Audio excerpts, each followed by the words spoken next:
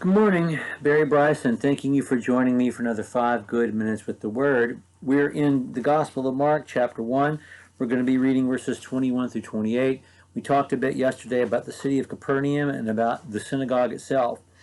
So let's read what happens when Jesus enters the synagogue at Capernaum in chapter 1, verses 21 through 28. They went into Capernaum, and immediately, there's the word again, on the Sabbath, he entered the synagogue and began to teach. And they were amazed at his teaching, for he was teaching them as one having authority and not as the scribes.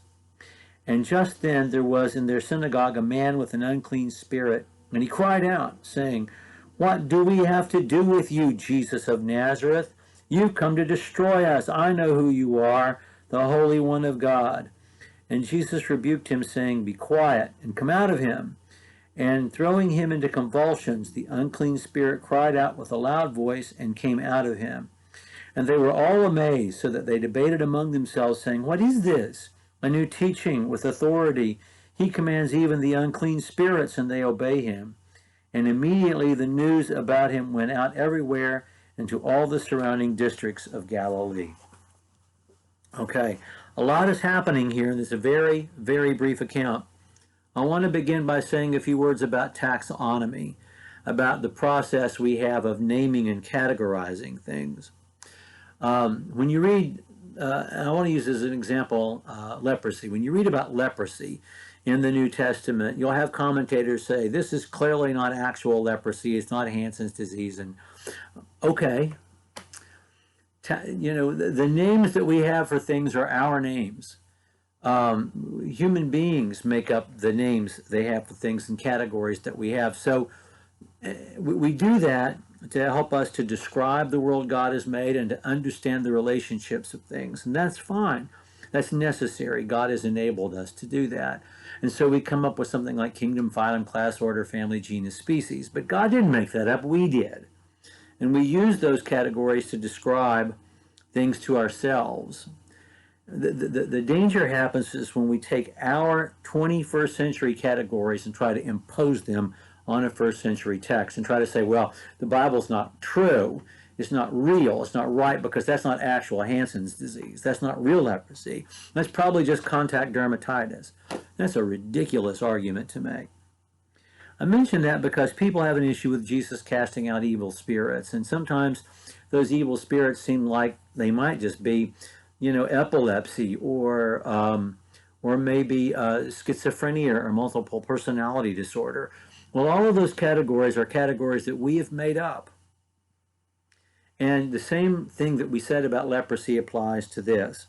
I have no doubt that sometimes, and perhaps this time, certainly with Legion, with the 7 sons of Sceva incident in the book of Acts, we have actual evil spirits. If we believe that Satan, is afoot and that he has co-workers, how hard is it to believe that they are active? I don't believe, and I don't believe the Bible teaches that they can enter us apart from our own free will, our own yielding to them. And I'm not afraid of them because Jesus has all power. I just don't believe in the kind of exorcism that we think about from popular entertainment. I just don't believe in any of that. Although I don't doubt that people can yield themselves so deeply into sin that Satan has them by the throat and they've turned over their lives to him as his servants. I don't doubt that at all. And I don't doubt that that can manifest itself in the very ways that are manifested in the Gospels. But let's not be nervous about reading any of these accounts or urgent about trying to find an accurate name for what it is we're dealing with. Let's just look at the event and know that what's being described is what people saw and experienced when they were there in the moment, because that's exactly what's happening. Someone came in, and Jesus never, and this is made clear over and over again in Mark's gospel, accepts the testimony of an evil spirit, even if that testimony is true. And so this man is there, and he's evidently has an evil spirit. It has something in this issue, and he confronts Jesus, and he uses the us. You've come to destroy us. You're the Holy One of God. Jesus says, "Be quiet and come out of him." And the coming out of him was violent. And another vivid image that we have, such a theatrical description of what happened.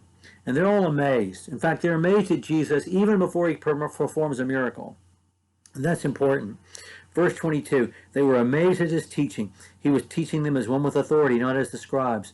Matthew chapter 7, verse 28 says these things word for word at the end of the Sermon on the Mount.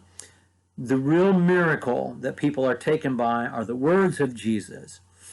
And the miracles that he performs subsequent to teaching the words only reinforce that he is who he is and that he's unique in all of human history. And so they don't know what to make of Jesus. What they don't deny is that what happened happened. No one questions the thing that they just experienced.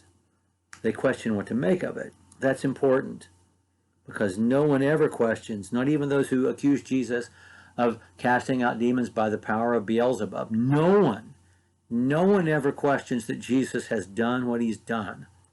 He's never accused of being a charlatan, or no one tries to expose him as one, because that's impossible. Because people are really experiencing these things. They just don't know what to make of it. And immediately his celebrity is established. Okay. We're going to have some more immediate things happening. He's going to start healing people who have all kinds of diseases and sicknesses next time. Thank you for joining me for another 5 Good Minutes with the Word.